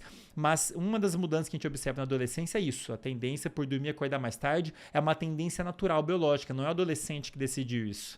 Eu vou começar a dormir e acordar mais tarde. Né? Tem atividades que podem facilitar isso de acontecer, mas tem um componente biológico mesmo. E depois, conforme a gente vai envelhecendo, adulto, vai ficando mais velho e fica idoso, né? A gente vai ficando cada vez mais matutino de novo. A gente começa a tender a dormir e acordar cada vez mais cedo. Então, essa é uma mudança natural que varia ao longo da vida de acordo com a nossa idade, quer você queira ou não. Então, voltando aqui, em crianças, nenéns e crianças, de um modo geral, a tendência é elas serem relativamente mais matutinas. Beleza? O que isso quer dizer? Qual que é o horário ideal do seu filho começar a dormir? Cedo. Relativamente cedo. O que seria cedo? Antes de 21 horas, com certeza. Antes de 9 horas. Mas pode variar de criança para criança. Então, colocando aqui uma faixa, o que seria o cedo, pessoal? Quando eu digo cedo ou tarde, é em relação ao nascer do sol e ao pôr do sol. A luz é o principal fator que dita o nosso ritmo. Então, os principais componentes que servem como referência para a gente saber o que é cedo e o que é tarde é quando o sol nasce e quando o sol se põe. Esse é o fator que o nosso cérebro está lendo para saber, para regular o nosso relógio biológico, né? Então, cedo, quando eu digo dormir cedo, é em relação relativamente ao pôr do sol. Vamos colocar aqui que se põe em torno de 5, 6 da noite, por aí vai, né? E aí, quando a gente fala em um horário ideal para a criança dormir, seria o que a gente poderia esperar? Uma faixa aqui, só para vocês terem uma ideia. Algo em torno de 6h30 a 8h30. Seria um ideal, um horário mais ou menos saudável para a criança dormir, beleza? Claro que isso varia de criança para criança, dependendo, porque todas tendem a ser mais matutinas, mas umas tendem a ser mais matutinas do que outras, né? Dependendo da herança genética dela. Então, vai variar um bocado aí entre elas, mas uma faixa mais ou menos ideal para você ter uma ideia, algo entre 6h30 e 8h30, com exceção dos primeiros meses, pessoal. Ali nos primeiros 6 meses em especial, aquele período no qual a criança ainda não amadureceu o relógio biológico dela, ela ainda não está seguindo um ritmo. Nesse caso, como ela ainda não está dormindo a noite toda, eventualmente ela vai dormir mais tarde, né? Então, por exemplo, ela começou a dormir mais de noite, ela tá dormindo umas 5, 6 horas, naturalmente que ela vai dormir mais tarde, então ela vai dormir 11 horas, sei lá, e vai acordar 5 da manhã. Então, assim, tá dormindo a noite toda, entre aspas, né? Um período maior, mas ainda está no processo de consolidação do sono. Então, assim, é de se esperar que ela vá dormir mais tarde e acordar um pouco mais cedo. Mas depois que o sono foi consolidado, ela tá dormindo lá 9 horas a noite toda, o que a gente quer que aconteça é ela dormir relativamente cedo, e ela vai dormir mais cedo que você e acordar mais tarde que você, provavelmente. Resumindo aqui, legal? O horário de dormir seria algo em torno de 6h30, 8h30. Se o seu filho tá indo dormir, se sua filha é mais velha, está indo dormir depois disso, pode saber que com certeza a gente não está no ideal. Pode ser a rotina dos pais, pode ser um monte de coisas, pode ser uma luz, pode ser um monte de coisa, mas é bom estar ligado nisso, que ele não está tendo um sono da melhor maneira possível. Agora eu preciso falar alguns cuidados, né? Então falei aqui do processo de... Estamos falando aqui do processo de aprendizado do sono, a importância de ter uma rotina regular, incluindo a rotina de noite, mas não só a rotina de noite, a importância de se expor à luz do jeito certo, né? O horário de dormir ideal, relativamente cedo. Alguns cuidados desse processo que vocês precisam ter. Forçar a criança a dormir mais tarde não é uma boa ideia. Tem pais que seguram a criança acordada para ela ficar exausta, e aí isso facilitar ela dormir, ela pagar e facilitar ela dormir a noite toda. Pode parecer uma ideia interessante, mas salvo algumas poucas exceções que vocês devem estar em contato com o seu pediatra, com o psicólogo que está acompanhando o seu filho, o pediatra acompanhando o seu filho, salvo algumas exceções, não é uma boa ideia. Parece que o neném está dormindo bem, mas a qualidade do sono não é o ideal. A gente não quer que a criança vá dormir exausta. Inclusive, isso vai atrapalhar o processo de aprendizado. Se você põe ela para dormir, faz ela ficar exausta, para ela dormir, ela vai aprender que a hora de dormir é só quando ela está exausta, sendo que não é, e a qualidade do sono não é o ideal num cenário como esse. Então esse é um cuidado que a gente precisa ter, não queremos que a criança atinja a exaustão para dormir. Segundo cuidado, um cuidado que honestamente, eu não sei como vocês podem ter, mas é importante que vocês tenham em mente, um cuidado com o que as outras pessoas vão dizer. Vocês vão ouvir muito, eu ouvi muito, eu honestamente, desculpa o linguajar, achava um saco, sempre achei um saco, eu ouço isso até hoje em relação à minha vida, que é aqueles comentários para você, a pessoa te convida para ir num bar, de noite, você fala, cara, não vou, meu filho dorme 6h30, ele tá acostumado a dormir 6h30, 7h30, 8h30, não dá. Ah, não, daí vai vir a seguinte frase, leva ele, leva ela. A minha mãe me levava e ficou tudo bem, o meu pai levava, gente... Você pode levar, é claro, não cabe a mim aqui dizer o que você pode ou não pode fazer, mas tenha em mente que cada vez que você desrespeitar o ritmo natural do seu filho, você, no mínimo, vai prejudicar o sono dele naquele dia. E se ele está no processo de aprendizado a dormir na hora certa, você vai atrapalhar o processo de aprendizado. Então tome muito cuidado com esses comentários que o pessoal fala. Fala assim, gente, vocês querem me ver? A gente pode almoçar junto, pode se encontrar de dia. Né? Por que vocês querem sair para um bar de noite ou num show? Então, assim, tome muito cuidado. Claro, se você quiser ir, pode ir, mas tome muito cuidado, porque isso vai sim afetar o sono do seu filho, se você fizer ele dormir mais tarde do que o que seria o ideal, né? Esse é um dos motivos pelo qual vocês que têm filho sabem disso, ou conhecem alguém que tem filho, é esse o motivo pelo qual, quando você leva a criança num evento desse que vai até de noite, a criança fica irritada, fica chata. A culpa não é dela. A culpa é dos pais, se eu fosse dizer algum culpado. Porque eles que estão forçando a criança a ficar acordada no horário que não era para ela ficar acordada. É de se esperar que ela vá ficar agitada, impulsiva, e, enfim, vai ficar chatinha. É de se esperar. O corpo dela está sofrendo com isso, beleza? Mas, enfim, também, né, um dia que isso acontecer, não acho que vá ter umas grandes consequências, mas assim, tenha em mente que em algum grau vai atrapalhar no mínimo uma noite de sono do seu filho, né? Agora, outros 2 cuidados especialmente importantes, pessoal, para o processo de aprendizado. Prestem atenção porque isso é muito importante. Você criou uma rotina regular, você criou uma rotina noturna legal, você vai seguir essa rotina, vai levar meses para a criança aprender essa rotina, mas ela tenha confiança, o nosso corpo é projetado para repreender ritmos, para automatizar coisas, e ele eventualmente vai absorver esse ritmo e isso vai afetar o sono dele, ele vai começar a sentir sono mais ou menos na mesma hora, de noite, vai dormir, o negócio vai evoluindo. Agora, durante o processo, tome muito cuidado para na hora que você for pôr a criança para dormir, especialmente aí crianças menores de 1 ano, o ideal é você pôr ela na cama para dormir antes dela dormir. Então, você está lá com a criança no braço, né, acalmando ela, contando uma historinha. Na hora que você vê que ela começou a ficar sonolenta, começou a esfregar o olhinho, começou a bocejar, vocês sabem, pais e mães, eventualmente você vai começar a perceber esses sinais que ela vai dar de que ela está com sono. O momento de você pôr ela no berço, na cama, seja lá onde ela for dormir, é antes dela realmente dormir. A gente não quer que ela durma no seu braço. Ou a gente não quer que ela durma mamando. Isso pode acontecer eventualmente, mas o aprendizado que a gente quer que aconteça é ela aprender a dormir sozinha. Então você põe ela na cama, eu sei que é desafiador no primeiro momento, você vai botar, ela vai chorar, mas enfim, o aprendizado é esse. Ela tem que aprender que tá com sono, tá na hora de dormir, e ela conseguir dormir sozinha ali no lugarzinho dela. Beleza? Então o ideal é você colocar ela para dormir quando ela está sonolenta e não quando ela já está dormindo. Caso contrário, ela vai aprender o padrão de dormir no seu braço, ou o padrão de dormir amamentando, e isso vai atrapalhar o processo de aprendizado dela, consolidar o sono e começar a dormir sozinha, e se eventualmente ela acordar no meio da noite, a gente quer que ela consiga voltar a dormir sozinha, né? A gente quer evitar ela criar uma certa dependência de você ou de alguma atividade específica para ela adormecer, beleza? Então tome muito cuidado com as ajudas que a gente pode dar para fazer a criança dormir, né? Balanço, dar de mamar, qualquer coisa que a gente faça para ajudar a criança a dormir, sim, tomar cuidado para ela não relacionar, né? Para ela não criar uma dependência dessa atividade. De novo, a gente quer que a criança fique sonolenta, mais ou menos no mesmo horário, e a gente quer que ela aprenda a dormir sozinha. Então, a ideal é colocar ela para dormir enquanto ela ainda está sonolenta, beleza? Vai levar tempo, tudo bem, um dia não deu, outro dia não deu, mas tenha em mente que esse é o que a gente está buscando acontecer para facilitar o processo de aprendizado, né? E nesse cenário, claro, a gente não poderia deixar de falar de amamentação. Andrei, mas e aí, como é que eu faço com a amamentação? O que é importante saber? Como é que eu faço para a criança...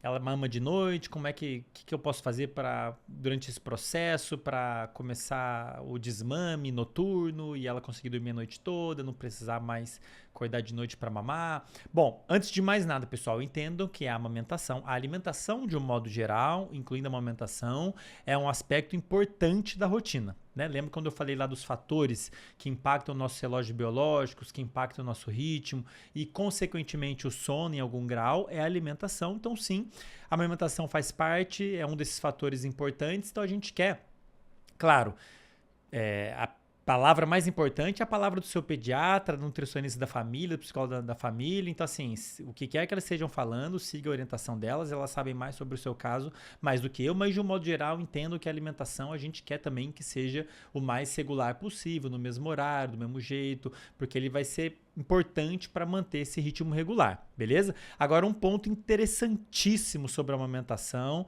né, de um modo geral, mas especialmente nos primeiros meses, que vai impactar, inclusive, para as mães aí que precisam tirar o leite com bombinha e esse leite vai ser dado para a criança em algum horário, prestem muita atenção no que eu vou falar agora. Existe melatonina no leite materno. Então, a criança que está mamando ali, dependendo do horário em que ela está mamando, um dos componentes que a gente vai observar ali na composição do leite é a presença de melatonina. Agora, quando que a melatonina vai estar próxima, vai estar com seus níveis maiores no leite materno? De noite, que é quando a mãe produz melatonina naturalmente. Lembra que eu comentei que a melatonina é um sinal químico que é estimulado pela ausência de luz de noite. Ele sinaliza, é um importante sinal químico que sinaliza que está de noite. É um componente importante para ajudar o corpo a se manter no ritmo. E, de certa maneira, o leite materno pode ser visto, pelo menos a discussão atual que existe em cima disso, a gente precisa ainda de mais estudos para conseguir afirmar algumas coisas, mas parece que ele pode ser importante para manter o ritmo da criança. É como se fosse, de certa maneira, uma suplementação de melatonina que a criança está tendo ali nos primeiros meses de vida em especial, que é importante para ajudar o corpo dela a aprender o ritmo. né? Então, demora lembre-se, na hora que a criança nasce, demora para o relógio biológico dela amadurecer e, consequentemente, demora para a produção da melatonina própria da criança começar a acontecer da forma como acontece em indivíduos mais velhos, em indivíduos adultos, né? Então, a melatonina do peito, né, do leite materno, pode ser um fator importante para ajudar a criança a entrar no ritmo. Andrei, você está querendo me dizer que o mamar de dia é diferente do mamar de noite? Sim, a composição do leite muda, inclusive com a presença e ausência de melatonina. O leite materno de noite tende a ter melatonina, o leite materno de dia tende a ter pouca ou nenhuma, né? Não sei dizer exatamente qual é a quantidade, mas o fato é que isso pode ser um fator que vai impactar no ritmo do bebê. Então, para as mães que precisam tirar o leite com alguma bomba, tem que tomar muito cuidado com o horário em que você tirou o leite. Por quê? A gente não quer dar um leite com melatonina no horário errado para a criança. Se a criança consome de dia um leite que tem melatonina, essa melatonina vai sinalizar para o cérebro dela que está de noite.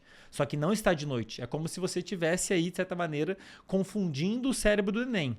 Da mesma maneira que luz artificial de noite confunde o relógio biológico das pessoas e do neném, melatonina de dia pode confundir também. Então, a recomendação que se faz dentro dessa área que a gente chama de crononutrição, né, que é a nutrição levando em consideração essa questão cronológica, né? A recomendação que a gente faz, que é feito, né, pelos nutricionistas, pelos pediatras, pelo menos alguns, é você rotular o horário que você tirou o leite, quando você tirar com a bombinha.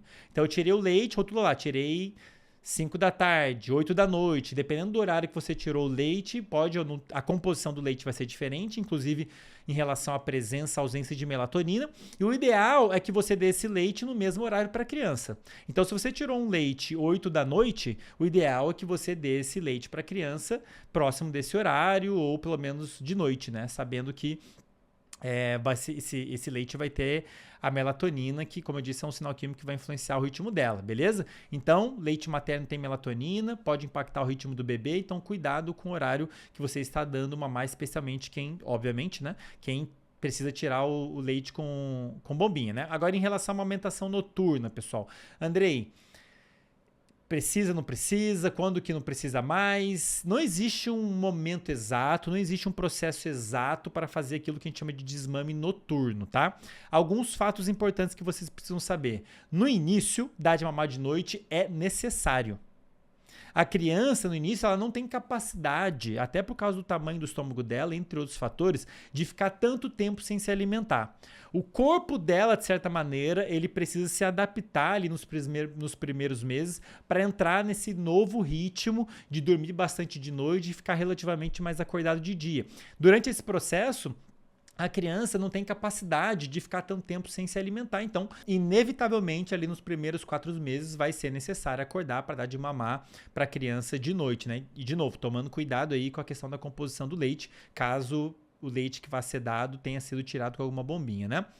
Agora, quando é que vai acontecer o desmame, pessoal? Né? A criança começar a parar de precisar dormir de noite. Isso tende a acontecer naturalmente, pessoal, ao longo dos meses. Ao longo daqueles 4 a 6 meses em que está acontecendo a consolidação do sono, é natural que naturalmente a criança comece a dormir mais e comece a acordar menos, comece a precisar menos do mamar. Tende a ser, ou seja, a amamentação noturna tende a diminuir conforme vai acontecendo o processo de consolidação do sono. Agora, como eu disse para vocês, não existe um consenso, é nesse momento, é desse jeito, não existe uma fórmula mágica. Alguns sinais que você pode ficar atentos para saber mais ou menos qual vai ser o momento em que a criança já pode começar a ter o desmame noturno acontecendo. O primeiro deles é que ela já é maior de 4 meses, menos de 4 meses, ou até mais um pouco, né? Peço a vocês que consultem o psiquiatra, o nutricionista de vocês, o que eles disserem é mais importante do que eu estou dizendo aqui, porque elas conhecem elas conhecem a sua realidade melhor do que eu, né? Mas menos de 4 meses a criança ainda está consolidando, ela precisa se alimentar ao longo da noite, então ela tem que ser mais velha. Um outro sinal que você pode observar é que ela é capaz de dormir sozinha. Você fala assim, Andrei, então realmente eu coloco, ela consegue dormir sozinha, não tem que dormir comigo, não tem que dormir ela não está dormindo durante o mamar e ela acorda no meio da noite e volta a dormir sozinha. Isso já é um sinal de que já dá para fazer o desmame. Agora a gente tem que estar sempre ligado, obviamente, no ganho de peso da criança, né? Se ela só faz sentido considerar o desmame noturno se a criança estiver ganhando peso de forma adequada, saudável. Então, isso é uma coisa que tem que ser acompanhado aí com o pediatra, com o nutricionista da família e tudo mais. Então, são só sinais para vocês ficarem ligados, mas a ideia é que isso tende a acontecer sozinho, junto com esse processo de consolidação do sono noturno, né? Agora, algumas sugestões extras que podem ajudar nesse processo de desmame. Primeiro é você considerar uma amamentação antes de dormir, claro, para a criança estar com a barriguinha, ter alimentos sendo processados, né? E ela conseguir ficar mais tempo sem dormir. Só tem que tomar cuidado aí com o momento exato da amamentação, tomar cuidado para essa amamentação antes de dormir não servir como uma ajuda para ela dormir. De novo, a gente não quer que a criança durma enquanto está mamando, né? Então, se isso está acontecendo, talvez você possa considerar, consultando o seu pediatra e todos os profissionais com quem você está acompanhando, considerar talvez dar mamar um pouquinho mais cedo, para evitar que ela durma enquanto está mamando e por aí vai, né? Mas realmente a amamentação de dormir é um fator importante, né? Agora, a outra sugestão extra é uma coisa meio óbvia, é você aos poucos ir reduzindo a frequência e a duração da amamentação noturna, né? Então, fica um período X, depois dá de mamar alguns minutinhos mais rápido, né? Um pouquinho mais rápido, 5 minutinhos mais rápido, termina de mamar 5 minutinhos mais cedo, né? A frequência vai diminuindo, a tendência é um negócio ir reduzindo gradualmente até eventualmente a criança começar naturalmente não acordar mais, e aí isso é para ser um processo relativamente natural, tá, pessoal?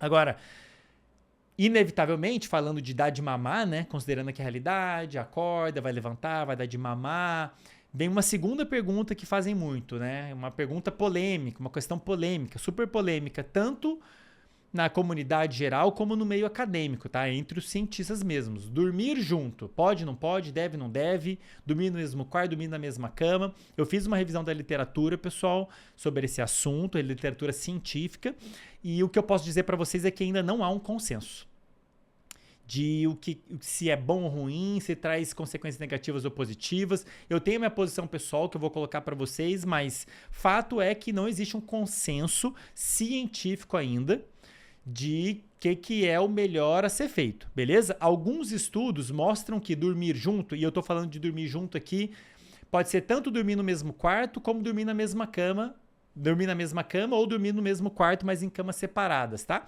Existem estudos que mostram que aumenta os despertares noturnos e piora a qualidade do sono, dormir junto, e tem outros que mostram que melhora a consolidação do sono. E eu entendo essa variabilidade porque, como a gente está falando ao longo do episódio todo, existem muitos fatores que afetam esse processo de aprendizado, de consolidação do sono, a rotina da criança, a rotina dos pais, saúde mental dos pais, a amamentação em si, a tolerância com choro, uma série de fatores que vão afetar também. Então, é difícil você conseguir bater o martelo e falar, não, o melhor mesmo é dormir junto ou dormir separado, né? Tem várias variáveis como amamentação que acabam confundindo, a gente ainda não tem um consenso para poder afirmar. Vou falar aqui para vocês os prós e os contras de dormir junto, beleza? De novo, e eu tô agrupando aqui o dormir junto como sendo tanto dormir no mesmo quarto em camas separadas, como dormir na mesma cama. No caso de dormir na mesma cama, a gente sabe que aumenta o risco de acidente. A famosa síndrome da morte súbita infantil, né, que pode acontecer, né, de você dormir na mesma cama, o pai rolar em cima da criança, sufocar a criança, assim, até me dói falar um negócio desse, mas o risco aumenta, então, de fato, a gente tem que tomar muito cuidado, e esse é o motivo pelo qual, o principal motivo pelo qual os órgãos competentes, a Sociedade Brasileira de Pediatria, a Associação de Pediatria Americana, elas desencorajam, elas não recomendam que divida a cama por causa especialmente desse aumento do risco de acidentes, né? Agora, de fato, dormir junto, seja no mesmo quarto ou na mesma cama, pode sim ter um efeito calmante, né? A criança acorda, vê que você está ali, você é o principal sinal de segurança para a criança, é de se esperar que a proximidade traga uma sensação de segurança, então pode ser que isso facilite a criança de se acalmar, voltar a dormir, facilita a checagem do bebê, né? Se acorda, ele tá ali do ladinho e vê, facilita a amamentação, e alguns autores defendem que isso é importante para a construção do vínculo, para fortalecimento do vínculo do filho com os pais, apesar de que existem evidências mostrando de que mesmo dormindo separado, isso não necessariamente vai prejudicar a formação desse vínculo. Então, por isso que eu disse para vocês que não há um consenso do que é o ideal, do que pode, do que não pode, né? com exceção desse aumento de risco de acidentes quando divide a cama, né? Agora, um outro lado negativo de dormir junto, né, quer seja no mesmo quarto, na mesma cama, é criar uma espécie de dependência, né? Esse é o lado ruim, né? A criança, ela pode aprender a dormir sozinha, pode aprender a voltar a dormir, pode começar a dormir a noite toda, mas de certa maneira ela aprendeu isso tudo dentro desse contexto de estar dormindo ali próximo de você. E num segundo momento, quando você quiser, se for o caso, dormir em quartos separados, vai ter que passar por um processo de reaprendizado, vamos dizer assim, o que não tem problema nenhum, é uma alternativa, inclusive eu pessoalmente seria a alternativa que eu iria escolher, né? Uma alternativa que eu particularmente acho interessante, não estou dizendo que a literatura científica mostre que é a opção mais importante, mas é que eu, à luz do que eu estudei, à luz da minha personalidade, acho mais interessante, é dividir o quarto, mas sem dividir a cama. Essa seria a minha escolha se eu tivesse filho hoje. Inclusive, vou abrir um parênteses aqui para vocês, pessoal, e dizer que eu sou pai, né? Acho que vocês sabem disso. O Bernardo tem 14 anos. Tive ele quando eu tinha 23 anos, eu estava no mestrado, né? E tanto eu como a mãe dele, a gente sabe que a gente fez um monte de coisa errada, especialmente em relação ao sono dele. Foi um dos aspectos que ele mais trouxe dificuldade, foi justamente no sono. Ele só dormia no meu colo, eu botava umas músicas clássicas para ele ouvir, aí depois eu só conseguia fazer ele dormir assim, ficava cansado. Então assim, agora olhando para trás, à luz de tudo que eu estudei para gravar esse episódio, eu vejo, putz, caramba, eu errei pra caramba. Quem me dera eu tivesse ouvido um episódio como esse, então eu tô bastante esperançoso desse episódio ajudar bastante vocês, né? Se eu tivesse filho hoje, faria muitas coisas diferentes, eu iria seguir o que eu tô falando aqui pra vocês, eu ia tentar pelo menos, né?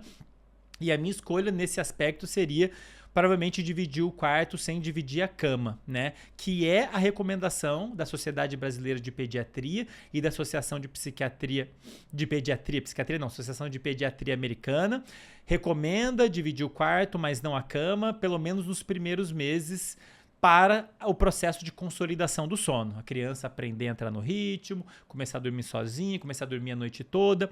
Para mim, me parece, inclusive, o mais natural, né? Esse negócio, pessoal, de dividir as pessoas em cômodos é uma coisa relativamente recente na história da humanidade. Se a gente for olhar a história da humanidade, nossa espécie, nossos ancestrais, milhares de anos, eles não dividiam em cômodos, né? Ah, você vai dormir naquele quadrado de concreto, você naquele quadrado de concreto. Isso é uma coisa que a gente construiu nos últimos séculos, né? Então, é uma coisa que, para mim, né, dormir em quartos separados tende a ser algo relativamente mais artificial. Isso, para mim, Andrei, é algo que sinaliza que eu me faria tender para optar por outra opção de dividir, pelo menos dividir o mesmo cômodo, né?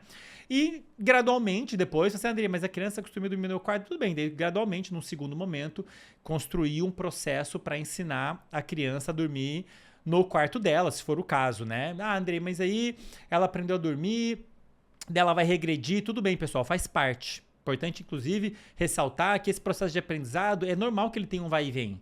Melhora entre aspas, dá uma piorada, uma melhorada. É um processo de aprendizado, é igual andar de bicicleta. Tá tentando, cai, aí um dia consegue, aí no outro dia não consegue, aí no dia seguinte consegue de novo. O negócio tende a ficar indo e vindo um pouco, mas no modo geral vai evoluindo, né? Começa a ir mais do que voltar, né?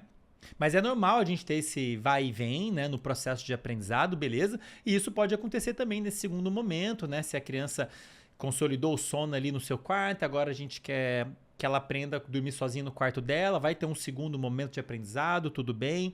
Ah, Andrei, mas eu ponho ela lá, daí quando eu me afasto ela chora. Normal, pessoal. Agora eu queria começar a conversar com vocês sobre choro. Como lidar com choro, os métodos que existem para lidar com choro, que evidência científica a gente tem por trás disso. Antes de mais nada, entendo que chorar é normal, pessoal. A criança ela é projetada para isso. Ela é projetada para prestar muita atenção nos cuidadores. A referência de segurança são os cuidadores, portanto, o afastamento físico dos cuidadores serve como um sinal para a criança de que ela está em perigo. Ela está projetada para ligar um alarme sonoro.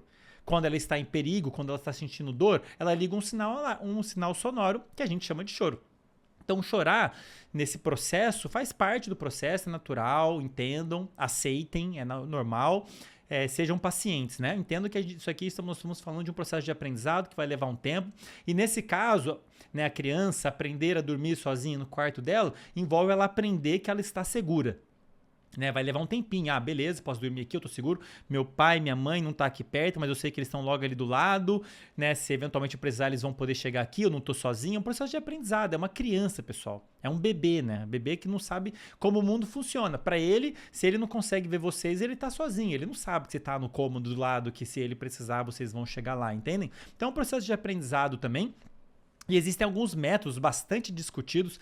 Eu vou trazer, queria comentar 3 deles. Eu peguei essa informação, esses métodos, inicialmente num site chamado Sleep Foundation, Fundação do Sono, que é um site de sono super famoso. Eu mesmo consulto várias vezes algumas informações lá, pelo menos inicialmente, depois eu mergulho mais na literatura científica.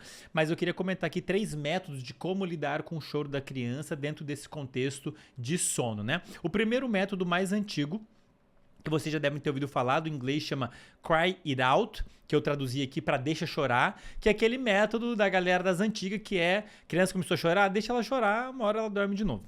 Você não vai lá dar conforto para a criança. Você põe ela no quarto, ela começa a chorar, você deixa ela chorar.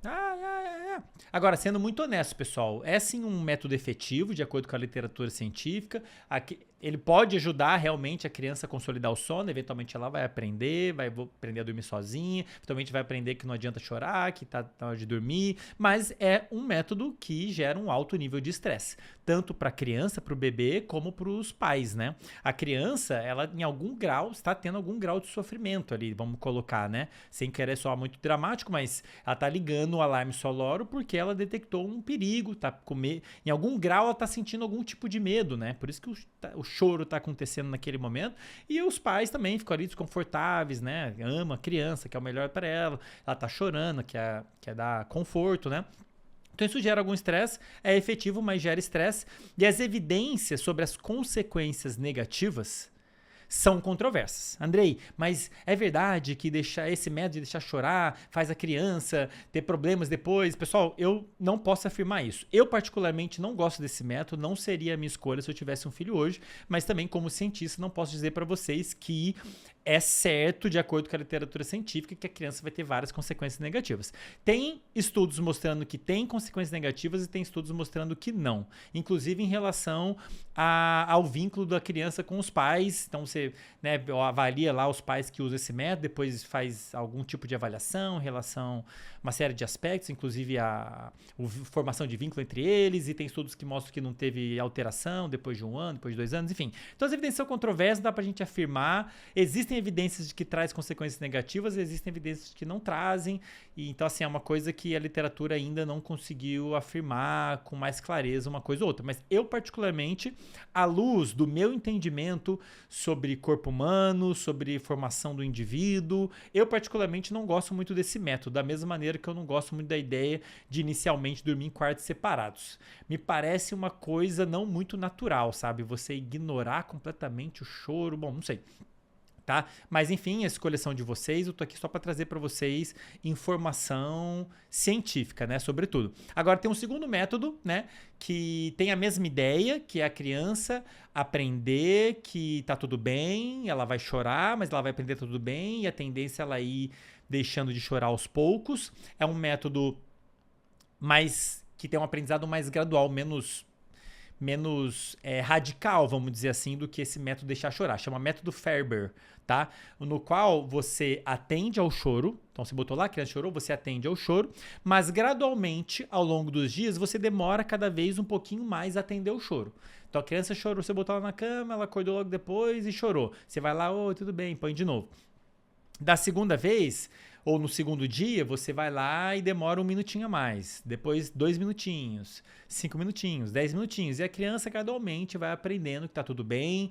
Quando eu chorar, se eu precisar de alguma coisa, eu vou chorar, ele vai vir. E eventualmente ela aprende que ela tá segura e deixa de chorar e para de chorar. É um método muito eficaz, tem evidência científica de que ele funciona. Eu particularmente acho ele mais interessante e mais natural. E mais ou menos parecido com ele, tem um outro método que eu traduzi aqui para desvanecimento, que é você desaparecer aos poucos do quarto da criança. Então, a criança, você fica no quarto até a criança dormir, ela fala, beleza, meu pai tá aqui. Você faz isso sempre, só que você vai se afastando espacialmente da criança. Então, no primeiro momento você fica do lado do berço, dá um passinho, no segundo momento, no segundo dia, um passinho para trás, depois 2 passinhos, depois você fica ali na porta, a criança vai aprendendo Aos poucos que tá tudo bem, dormir ali, ela vai se acostumando com o quarto dela, vai se acostumando com a sua ausência, essa é a ideia, né? Aos poucos a criança acostumar a aprender que tá tudo bem você estar ausente ali daquele cômodo que é o quarto dela. Então é um aprendizado de que é o quarto dela, ela vai dormir que tá tudo bem, né? O método Ferber é como se fosse um afastamento temporal, você vai cada vez mais demorando em tempo, né, atender o choro. O método de desvanecimento é um afastamento espacial, né? Você vai fisicamente se afastando e permitindo com que ela se acostume com a sua ausência, né? Apesar de estar chorando, né? Ambos os métodos têm evidência científica de melhorar o sono, tanto do bebê como dos pais, assim como a saúde dos pais em 3 meses.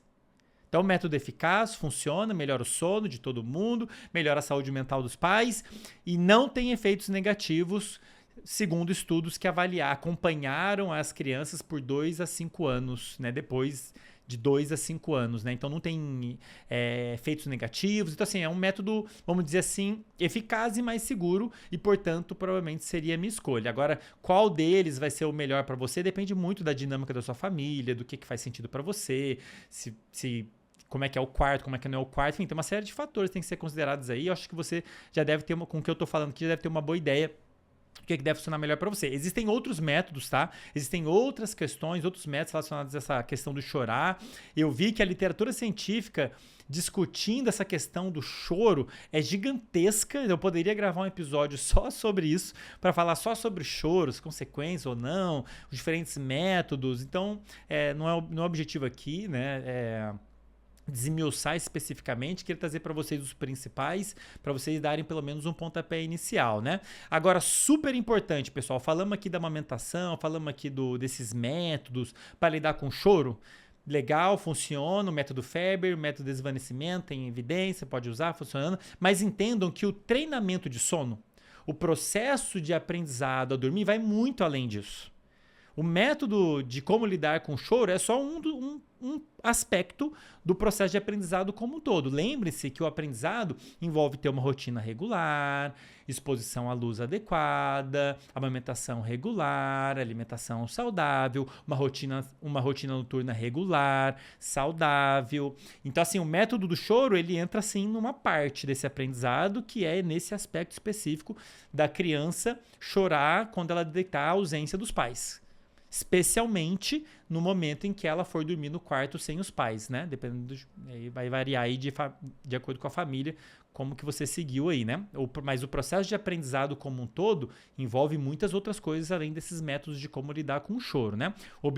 Tenha em mente que o objetivo é a criança, o cérebro da criança aprender o ritmo do planeta, aprender a entrar no ritmo, dormir na hora certa, na mesmo horário, na hora certa, e dormir sozinha, dormir bem. Esse é o grande objetivo, né? Que envolve os vários outros fatores que a gente vem discutindo aqui ao longo do episódio. E agora, finalmente, pessoal, mas definitivamente não menos importante, queria falar com vocês sobre o seu sono. O sono da mãe, o sono do pai, o sono dos cuidadores.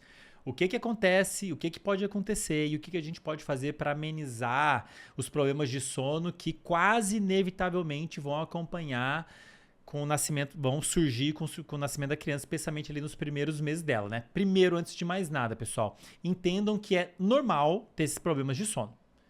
E meio que a gente não tem muito o que fazer para evitá-los. É normal ter esses problemas de sono. A criança, nos primeiros meses, ela vai ter um sono polifásico, ela vai acordar durante a noite. A mãe e o pai vão ter que acordar para lá, dar uma mamar, botar ela para rotar, aquela história toda, né? Que eu nem entrei em detalhes aqui. Mas assim, é normal que a gente tenha essa questão do sono e é normal ter prejuízos por conta disso. Como eu já falei em inúmeros outros episódios, como eu já falei em vários posts no Instagram, aliás, quem quiser me acompanhar no Instagram, o Instagram é @profandrei.neuro. Eu falo pra caramba de sono lá, de adulto, de criança, de adolescente, entre outros tópicos. Mas como eu venho falando, sono é importante para absolutamente tudo o que a gente faz ao longo do dia. Tudo. O seu comportamento alimentar, você conseguir ter disciplina, você conseguir focar nos estudos, no trabalho, você conseguir ter calma, você conseguir ter paciência, você com seus filhos, inclusive.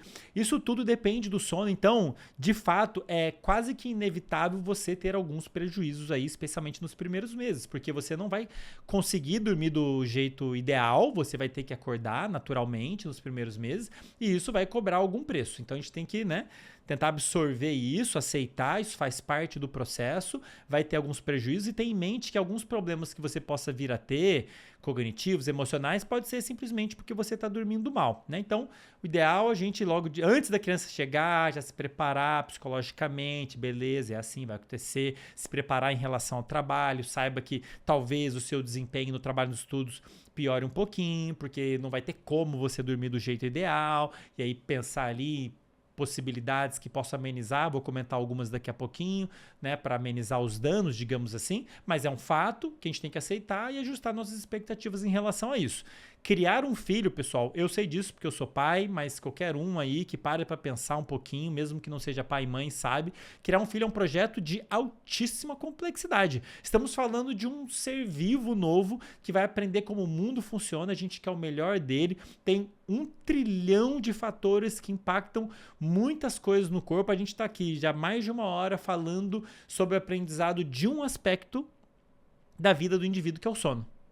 Né? Então eu poderia passar o resto do podcast inteiro só gravando outros episódios sobre vários outros fatores que vão impactar a formação do indivíduo como um todo. Então, assim, é um projeto complexo, né? Qualquer pai sabe disso, é multifatorial, mas inevitavelmente o fato é que na hora que a criança chega na família, né, ela vai aumentar as responsabilidades da família. E, consequentemente, né, é quase inevitável que a carga de estresse e ansiedade aumente junto. Pode aumentar mais, pode aumentar menos, dependendo do quão preparados a família estava, a mãe e o pai, do quanto a rotina deles era saudável ou não antes dela chegar. Depende de uma série de como é o trabalho dela, de qual é a rotina dela, das coisas que ela tem que fazer, da flexibilidade que ela tem para mudar a própria rotina. Dependendo de vários fatores, esse aumento da responsabilidade vai aumentar a carga de estresse e ansiedade em algum grau, mas inevitavelmente vai aumentar, porque, gente, filho é um trabalho, tá? E o fato é que criar um filho é um trabalho, só que é um trabalho que ao invés de você ganhar um salário, você paga um salário. É um trabalho que você gasta, mas é um trabalho para fins de esforço, digamos assim, do ponto de vista de esforço, você vai exigir esforço, vai exigir concentração, vai exigir tempo, vai exigir paciência. Todos os recursos que a gente tem disponíveis, o filho vai exigir, tanto quanto qualquer outro trabalho. É um trabalho complexo, né? Então, de certa maneira, é como na hora que o filho chega na família, é como se a família estivesse ganhando um novo trabalho, além dos trabalhos que ela tem para executar, né? O trabalho em si, né? Que paga lá as contas e tudo mais. Então, assim, é uma carga maior, vai aumentar a carga de estresse e ansiedade, a gente tem que saber disso. Por quê? Como eu já falei, como eu expliquei em mais detalhes há 2 episódios atrás, quando eu falei, tem 2 episódios atrás em que eu falei, no episódio número 30, se eu não me engano, que eu falei sobre burnout, depressão e meditação. E nesse episódio eu expliquei o processo de adoecimento.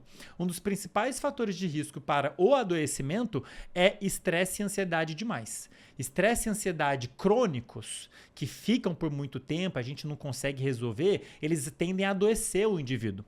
Predispõe a uma série de problemas de saúde, problemas metabólicos, problemas de ganho e perda de peso, problemas de sono, inclusive surgimento de transtornos mentais, como, por exemplo, a depressão maior.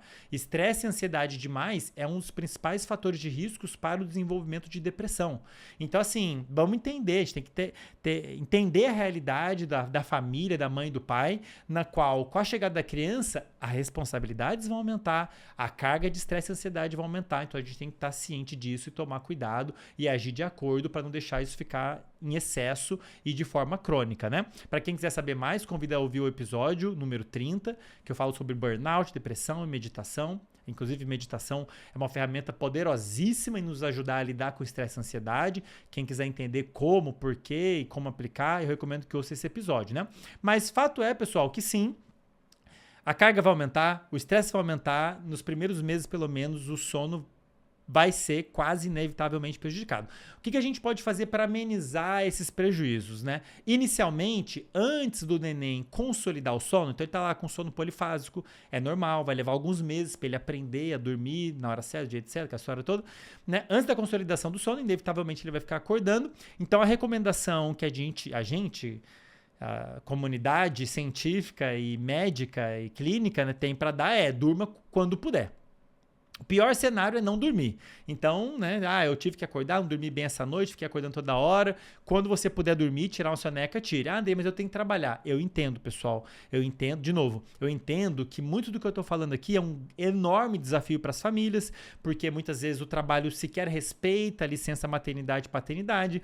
A licença maternidade e paternidade, ela é ridiculamente pequena em relação ao que seria realmente o adequado. Então, às vezes a licença maternidade, ela não é tempo suficiente nem para fazer a criança aprender a dormir. Inclusive, esse poderia ser um critério para a gente discutir quanto deveria ser a licença maternidade e paternidade. Talvez um bom critério falar, gente, quanto tempo leva para uma criança consolidar o sono dela? Precisa de tanto tempo, pelo menos tanto tempo, de tanto a tanto tempo. E aqui eu já digo para vocês que é pelo menos de 4 a 6 meses.